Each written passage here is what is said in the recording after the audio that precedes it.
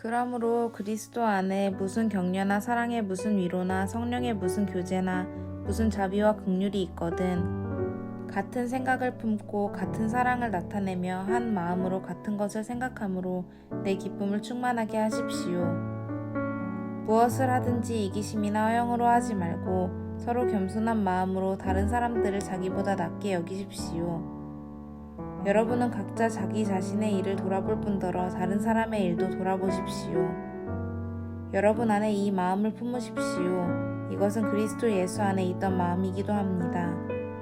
그분은 본래 하나님의 본체셨으나 하나님과 동등됨을 기득권으로 여기지 않으시고 오히려 자신을 비워 종의 형체를 가져 사람의 모양이 되셨습니다.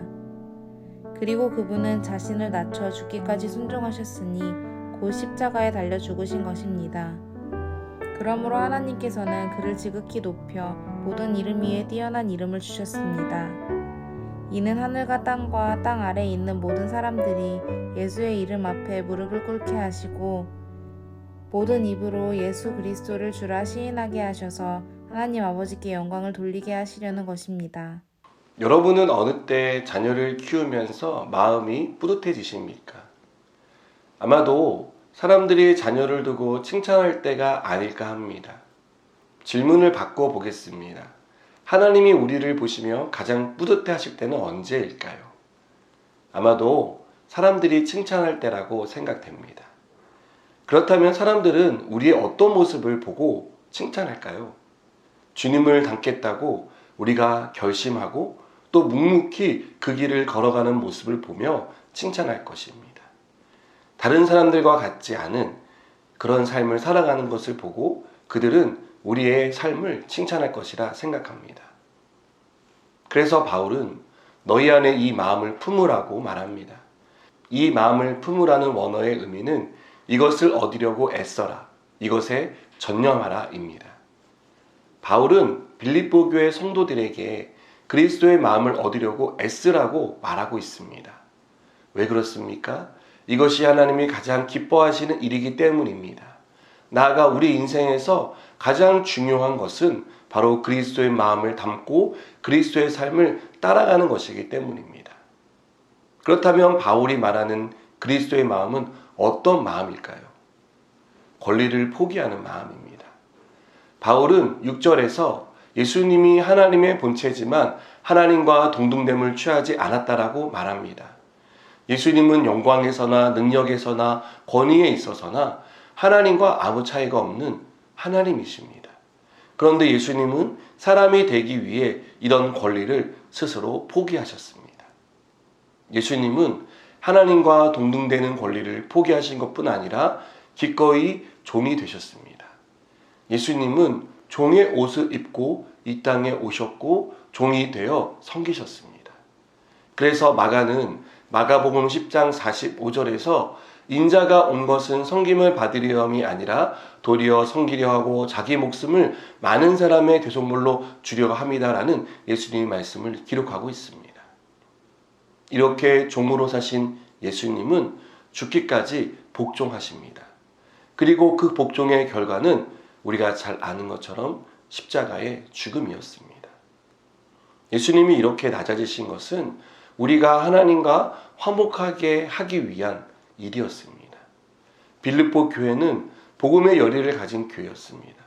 또 바울의 선교 사역에 물신양면으로 돕는 좋은 교회였습니다.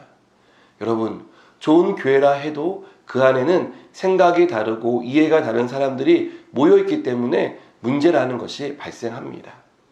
세상에 완벽한 교회는 없다는 것을 우리는 여기서 알 수 있습니다. 바울은 1장 후반부터 2장까지 또 4장에서 빌립보 교회 내의 분쟁 사항을 집중적으로 언급합니다. 바울은 이 문제를 언급하며 교회가 하나 되는 것이 중요하다는 것을 강조합니다. 분쟁의 내용이 무엇이었는지를 언급하지는 않습니다. 그래서 신학자들은 교회 내의 의견 일치를 못 보고 마음을 갈라지게 하는 문제가 있었던 것이 아닐까 하고 추측합니다. 바울이 3절에서 아무 일에든지 다툼이나 허영으로 하지 말고 겸손한 마음으로 각각 자기보다 남을 낮게 여기라고 말하고 있기 때문입니다.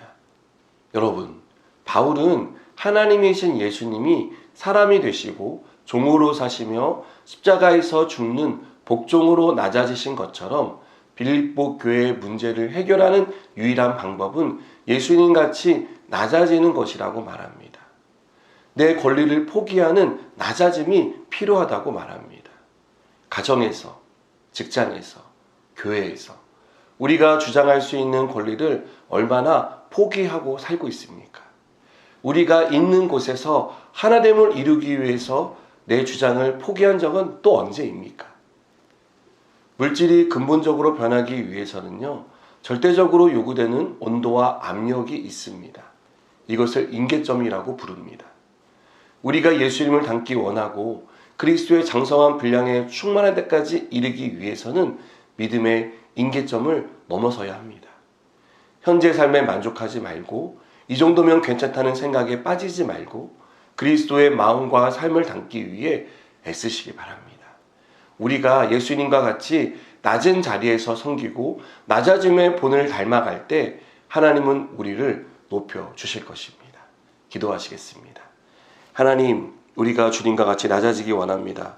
그러기 위해 내가 포기해야 할 권리는 무엇인지를 알게 하시고 그것을 기꺼이 포기할 수 있는 용기와 믿음을 허락하여 주시옵소서.